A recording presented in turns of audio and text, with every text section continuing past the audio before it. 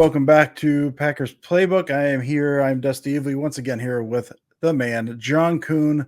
John, listen, man, we looked last week at that Colts game. It was kind of a, can they do this again? What does the on-call performance look like against a Titans defense that was much more stout up the middle with Malik Willis once again?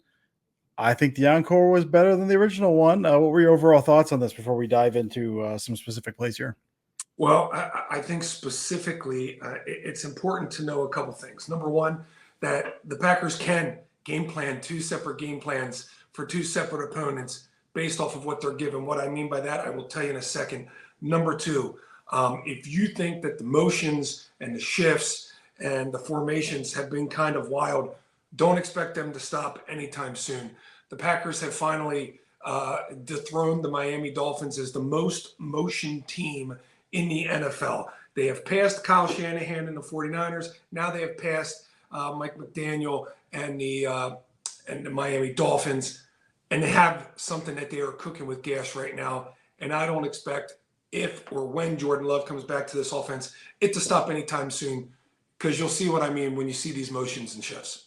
Absolutely. And I think, I don't remember the exact number, John, if you have it in front of you, it's around 87% on the season, I think is what their shift number is, right? It's very high up there, and you will see every single one of these plays has a motion. Every single one of these plays potentially has a shift. And sometimes you don't know if it's a motion or if it's a shift or if it's a motion to set another motion. So we'll start with play number one, the first play of the game. Absolutely. And this was my favorite. And this is how they started off. Like I said, first play of the game, 1st and 10, 11 personnel. It looks like, I mean, they look like this was, to me, kind of a, I know what you know that I know what you know. Titans were expecting the Packers to run outside. It looks like the Packers are setting up crack toss. Then they just sneak Jaden Reed right out the back. John, what do you got on this one, man?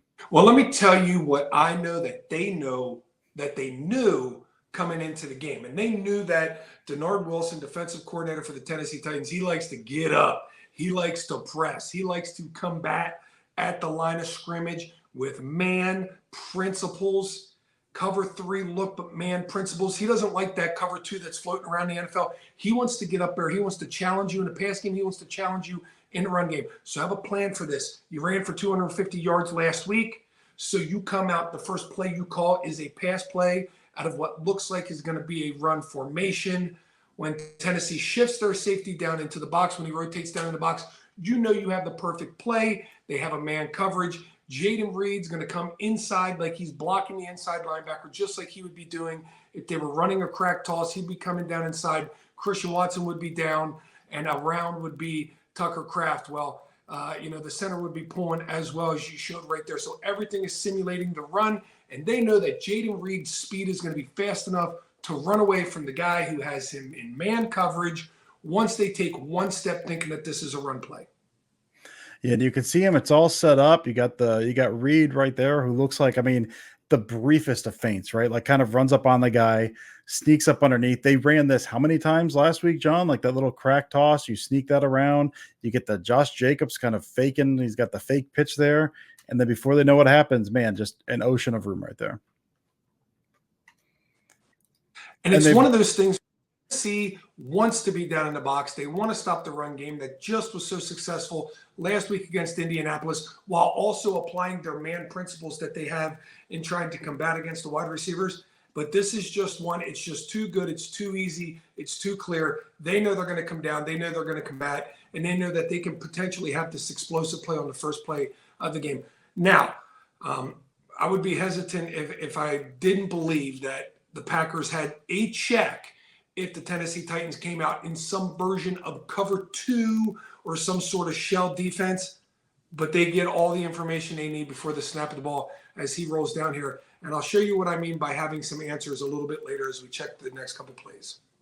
Yeah, and this next one here, I mean, this was a big third down, right? First drive of the game, 3rd and 6. We got Malik Willis with the can call, right? Like he sees something, looks like single high. You got man free. Just taking a shot to your big dude on the outside, Christian Watson going up and getting the ball. John, what do you got on this one? Okay, Dusty, started before the motion. Can you get all the way back before the motion here? I think this is as early as I got it right here, yeah. there's a motion, and it looks like that is Jaden Reed, the number 3 receiver there. As Jaden Reed came across in motion, you can't see it here. Maybe we'll get it on the tight copy. When he came across in motion, he started on the left side. When he came across, his man followed him across the board. That way, you know, it's man coverage. They got man coverage. If they got single high man coverage, who do you want to go to? You want to find your mismatch. You find your mismatch out there in the slot. That is Christian Watson standing at 6'4" against Nate McCreary standing at 6 foot. Christian Watson's guy across from him is only 6 foot tall. He knows, Malik Willis knows, when he puts the ball on the sideline, all he has to do is beat the safety with the throw. He's got to beat the safety with the throw to the point of attack, and Christian Watson's going to have a chance to go up with 4 inches on this nickelback. He makes the check to this call, and this is what I mean about having a plan. The Packers probably had a run play called on this play, saw that it was man protection, or had some other version of a play called until they saw that they were in man protection, checked it to this play, gave the ball or gave the best chance he had to Christian Watson in the slot, and Christian Watson comes down with it. Yeah, and it looks like I don't have the motion here either, but you can see that. I mean, you can see at the very beginning there, you've got that can there. So that is post motion. You can see Reed setting up. You can see him at the top there, right? That single high right there. Check him at the just enough. Just check him, go up over the top. I mean, this was one of the knocks too on Christian Watson. Just give this guy a little bit of credit, right? Is that he would sometimes play small, fade back a little bit, maybe not use his frame. Going up and getting this ball, man, big moment. First third down of the game, going up and getting this. In a drive, they scored the opening touchdown on. It was just huge for Watson on this. And now 2 weeks in a row that Malik Willis has able to stretch the defense in single coverage in some sort of man principle defense that they've had. He did it last week with Romeo Doubs. He did it this past week with Christian Watson. So he's showing that he has some sort of not just mental rapport with being able to run this offense, but a physical rapport with being able to put the balls in the spots that the receivers can go up and grab them. And kudos to the receivers. They've been going up and high pointing these footballs. 100%. Yeah, these guys have been going up and making plays. We saw Dobbs do it last week. Watson do it this week. Willis made a couple throws. We're not getting to those today, but he made a couple just nails throws on third down aside from that one as well. So Willis was making good throws, putting his guys in a position. Next play here, we got 12 personnel. 1st and 10, about 3 minutes left in the first. This is something I thought we were going to see a little more of last week. They were obviously kind of saving it up. Something they broke out this week. Got a little zone read here with the arc from Kraft. John, what do you got on this one? You know, this is a beautifully well-designed play. Once again, we start with the shift. Tucker Kraft outside before he comes across. We've seen 3 motions now on 3 plays, and Tucker Kraft has been 2 of them. And on this play, as Tucker Kraft comes in the inside, you can run a strong side toss crack with Tucker Kraft being the lead blocker from this position.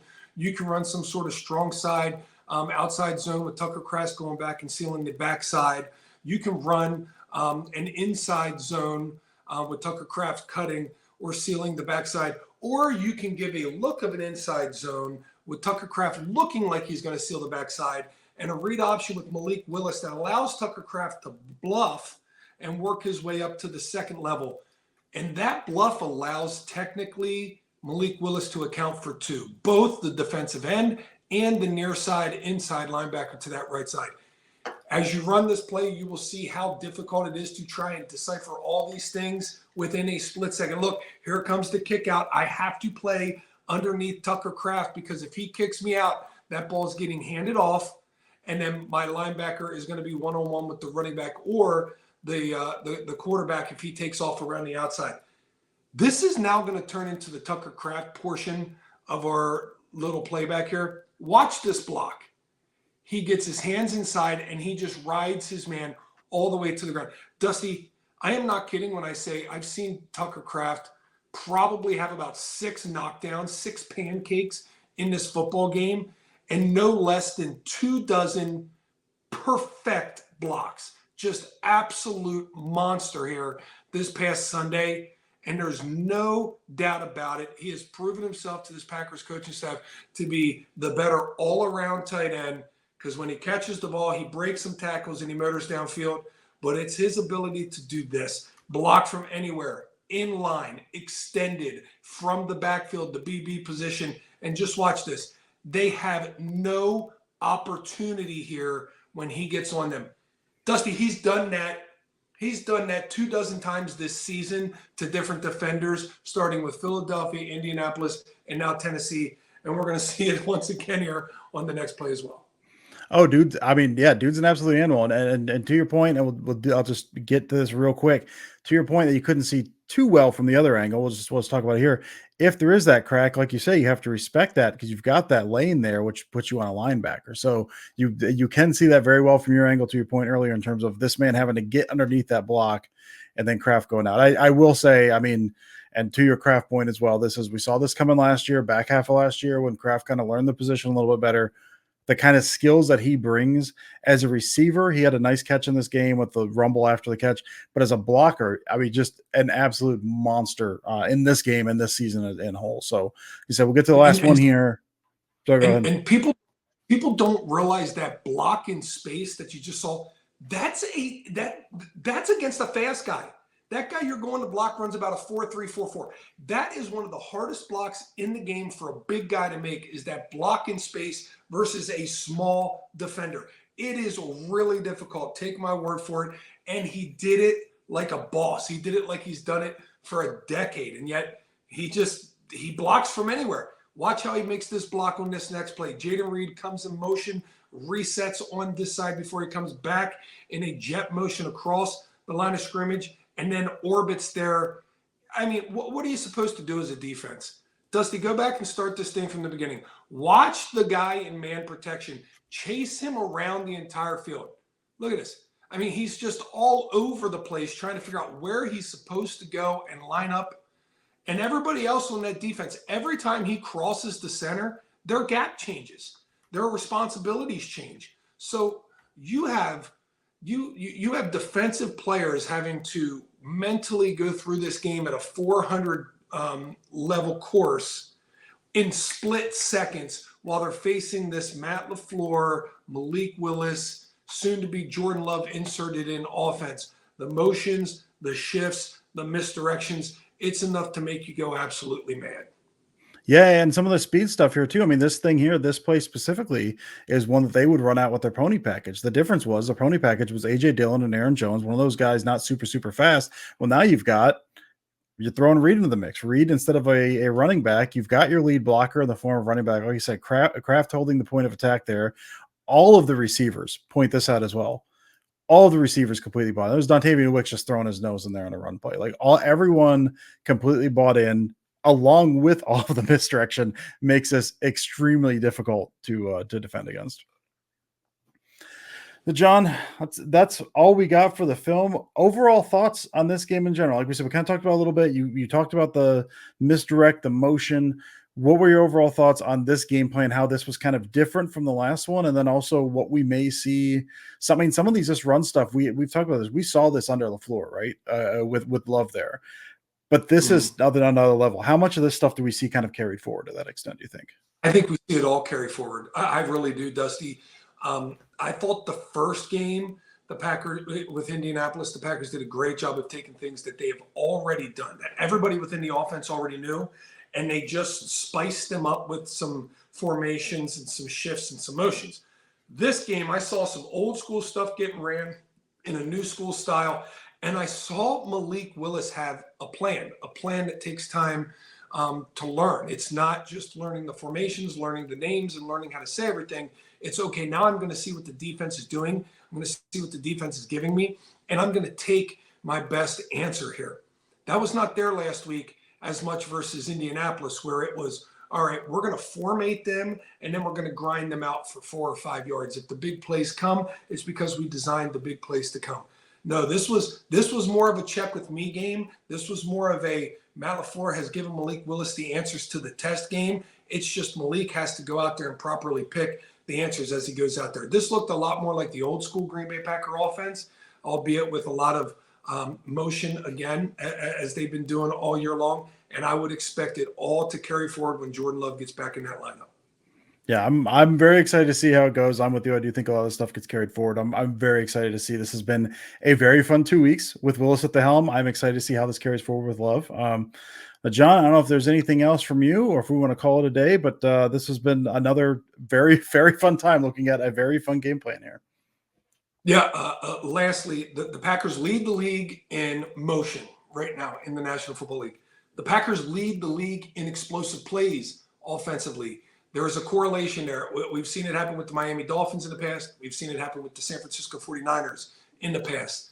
The motion offense is enough to confuse these defenses, especially those that play that cover two shell. It's enough of a deception to get the running backs to the second level, and then it's on good athletic running backs and wide receivers to take it the next step and create those explosives.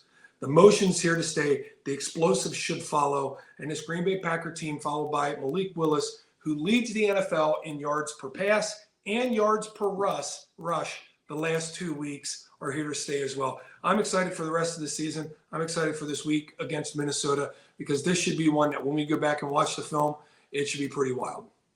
I'm very excited to see what they do, John. Pleasure as always, man. We will talk to you next week.